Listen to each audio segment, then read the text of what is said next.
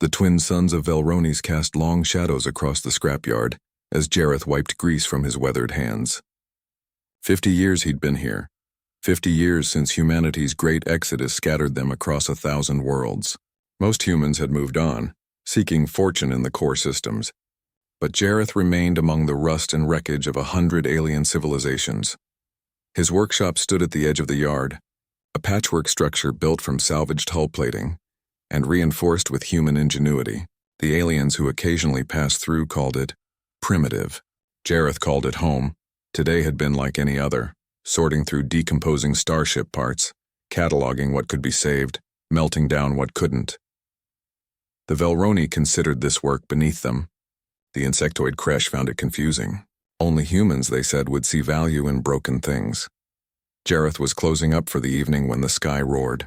3 shapes descended through the amber atmosphere, their scales glinting like molten metal. Dragons. Not the mythical creatures from Earth's ancient stories, but the Drakmor, an elder species that predated most galactic civilizations. Their massive forms touched down with surprising grace, crushing rusted freighter hulls beneath their clawed feet. The largest, its scales the color of supernova fire, lowered its head to Jareth's level. When it spoke, its voice resonated in frequencies that made his bones vibrate. Human. We seek the mechanic. Jareth stood his ground, though his heart hammered. You found him. We were told a human dwells here. One who understands the old ways. The ways of making broken things whole. The dragon's eyes, ancient and intelligent, studied him. Our ship requires aid. Your ship? Jareth raised an eyebrow. Dragons fly on their own, not dragons. Drakmor, the creature corrected. And even we require vessels for traveling between stars. Ours has failed. The second dragon, smaller with scales of deep violet, shifted uncomfortably. The core worlds turned us away. Their mechanics work only with modern systems. They said our ship was too old, too alien. Too much trouble, added the third, whose bronze scales were scarred with age. Jareth understood immediately. He'd heard the same dismissals countless times. Modern civilization had no patience for obsolete technology. Why repair when you could replace? Why preserve when you could discard? Show me, he said simply. The Drakmor vessel was a marvel. It hung in low orbit, a construct of living metal and ancient engineering that predated human spaceflight by millennia. Jareth studied it through his scanner, his mind already racing through possibilities. Your quantum fold drive, he said, pointing to a section of the ship's core. The resonance chamber is degraded. And your biological interface network. It's rejecting the ship's systems.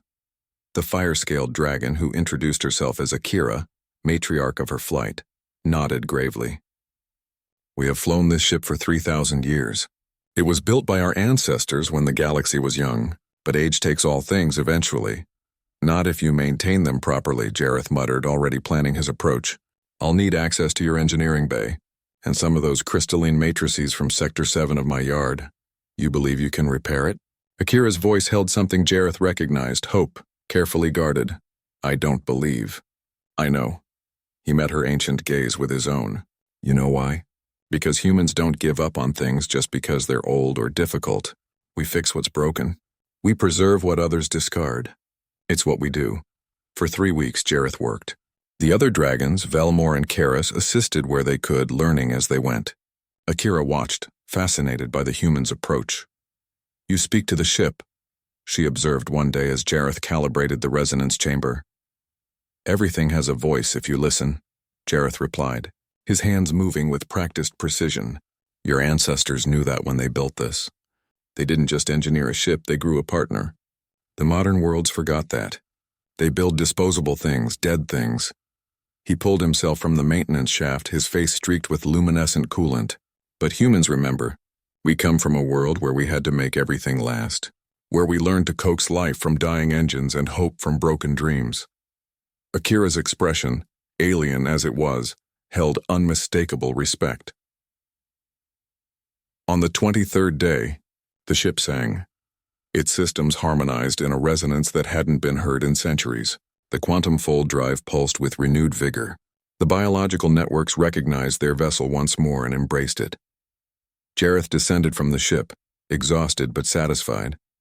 Akira waited below, and for the first time, He saw her lower her head in a gesture of deep respect. "We have visited 1,000 worlds," she said quietly, "met 1,000 species. But only a human, a lonely old mechanic in a scrapyard, saw value where others saw waste. Only you possessed the skill and the will to heal what others declared beyond hope." "Your ship wasn't beyond hope," Jareth said, smiling despite his fatigue. "Nothing ever is. You just needed someone stubborn enough to try." Akira's laughter rumbled like distant thunder. "The galaxy dismisses humanity as primitive, reckless, but they understand nothing. You are the species that refuses to surrender, that finds solutions where others see only problems, that honors the old while building the new." She spread her wings, preparing to depart. "The Drakmor remember our debts, Jareth. Should you ever need us, call. The dragons will answer."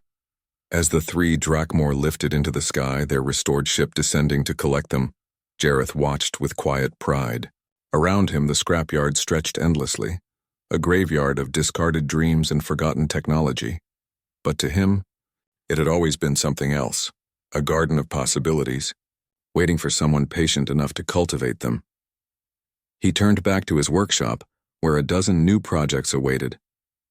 The galaxy might consider him primitive, might dismiss his work as the tinkering of an obsolete human. Let them, he thought. They'd learn eventually what the dragons had discovered today, that humanity's strength wasn't in building the newest or the flashiest. It was in never giving up on anything or anyone that still had fight left in them.